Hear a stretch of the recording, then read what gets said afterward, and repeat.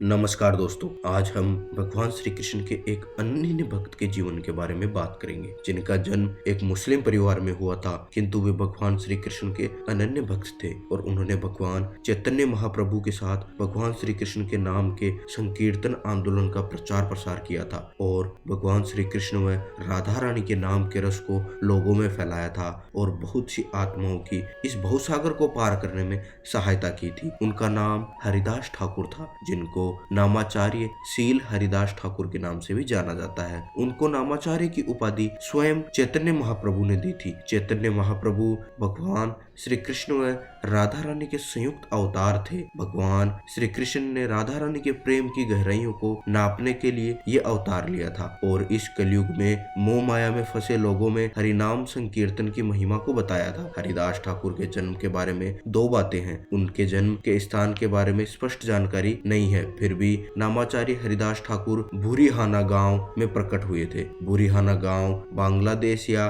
पश्चिम बंगाल में है। कुछ लोगों के अनुसार हरिदास ठाकुर का जन्म एक ब्राह्मण परिवार में हुआ था और उनके पिता का नाम सुमति व माता का नाम गौरी था। उनकी 6 वर्ष की आयु में पिता की मृत्यु हो जाने व माता के सती हो जाने पर वे एक मुस्लिम जोड़े के साथ रहने चले जाते हैं और आगे उनकी मुस्लिम रीति रिवाज से परवरिश होती है। वह कुछ लोगों का मानना है कि उनका जन्म मुस्लिम माता पिता से हुआ था और उनके द्वारा उनका पालन पोषण किया गया था, किंतु जो भी माने उनका बचपन मुस्लिम रीति रिवाज में गुजरा था। नामाचार्य हरिदास ठाकुर भगवान श्री कृष्ण के नाम के जप से इतने प्रभावित थे कि उन्होंने बचपन से ही संन्यास ले लिया था और भगवान चैतन्य महाप्रभु, रूप गोस्वामी व सनातन गोस्वामी के साथ हरे कृष्ण आंदोलन का प्रचार प्रसार करने में लग गए थे। हरिदास ठाकुर जी नित्य 3 लाख बार हरे कृष्ण महामंत्र का जाप किया करते थे। हरिदास ठाकुर जी से अन्य कई मुसलमान व विभिन्न धर्मों के लोग प्रभावित होकर हरे कृष्ण आंदोलन में जुड़ गए थे। जब यह बात वहां के एक स्थानीय काजी को पता चली तो वह यह जानकर सोचने लगा कि हरिदास का जन्म एक मुस्लिम परिवार में हुआ है और अब वह कृष्ण के नामों का प्रचार प्रसार कर रहा है, तो काजी को यह डर सताने लगा कि वह दूसरों को भी सनातन धर्म में परिवर्तित कर सकता है। तो वह अपनी शिकायत नवाब के पास लेकर गया और कहा कि हरिदास ठाकुर को जल्द से जल्द दंड दिया जाए। नवाब ने तुरंत अपने अधिकारियों को भेजकर उन्हें बंदी बनाने का आदेश दिया और जब नवाब ने हरिदास ठाकुर जी से पूछा कि उन्होंने सनातन धर्म अपनाने के लिए इस्लाम को क्यों छोड़ा, तो हरिदास ठाकुर जी ने उत्तर दिया, ईश्वर एक है और हर धर्म में एक ही ईश्वर है, वह अद्वैत पूर्ण सत्य है। विभिन्न धर्मों में उनके नाम ही भिन्न भिन्न है, किंतु ईश्वर एक है और ईश्वर हर एक प्राणी के हृदय में विराजमान है और वह उनमें से हर एक को अलग अलग तरीकों से अपनी सेवा में लगाते हैं। यद्यपि मेरा जन्म एक मुस्लिम परिवार में हुआ है, फिर भी भगवान ने मुझे अपने पवित्र नामों का जाप करने में लगा दिया है और जीव को ऐसे विषयों में कोई स्वतंत्रता नहीं होती है। यदि इसमें मेरा दोष है तो आप मुझे दंड दीजिए। नवाब ने हरिदास ठाकुर जी को क्रोध में आकर कहा कि तुम्हारे पास 2 मार्ग है, या तो तुम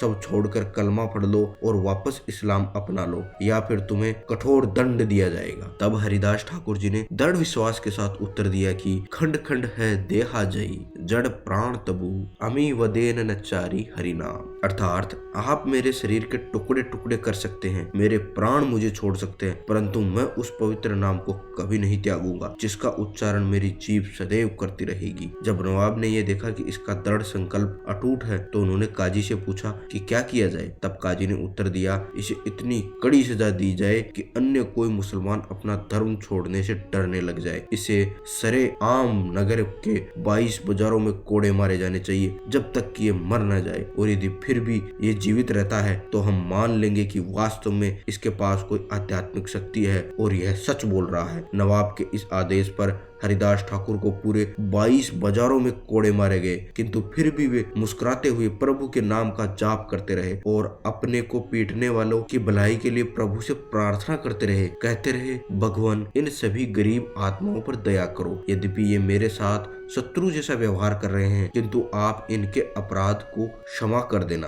अंत में जब हरिदास ठाकुर जी को जीवित रहने में असुविधा होने लगी तो वे भगवान कृष्ण के ध्यान में गहरी समाधि में चले गए और सभी को ऐसा लगा कि वो मर गए हैं। जब सैनिक उनको उस स्थिति में नवाब के पास लेके गए तो उसने उनको दफनाने का आदेश दिया, किंतु काजी ने विरोध करते हुए कहा कि ये काफिर है, इसे दफनाना नहीं चाहिए, बल्कि इसकी लाश को ऐसे ही नदी में बहा देना चाहिए और उनको ऐसे ही गंगा नदी में में बहा दिया गया। किंतु हरिदास ठाकुर जी भगवान श्री कृष्ण की कृपा से नदी को तैरते हुए पार कर गए। जब नवाब व काजी ने ये देखा तो वो दोनों दंग रह गए और उन्होंने दंडवत प्रणाम किया व उनको पवित्र नामों के जाप करने का आधिकारिक अनुमति दे दी। और जब हरिदास ठाकुर जी को बहरमे से पीटा जा रहा था तब भगवान श्री चैतन्य महाप्रभु अपने चक्र के साथ प्रकट हुए उन सभी राक्षसों का वध करने के लिए। किंतु हरिदास ठाकुर जी की प्रार्थनाओं के कारण उन्होंने ऐसा नहीं किया और अपने शरीर से हरिदास ठाकुर जी के शरीर को ढक लिया, जिससे उनके भक्त को चोट न पहुंचे। बाद में जब हरिदास ठाकुर जी उनसे मिले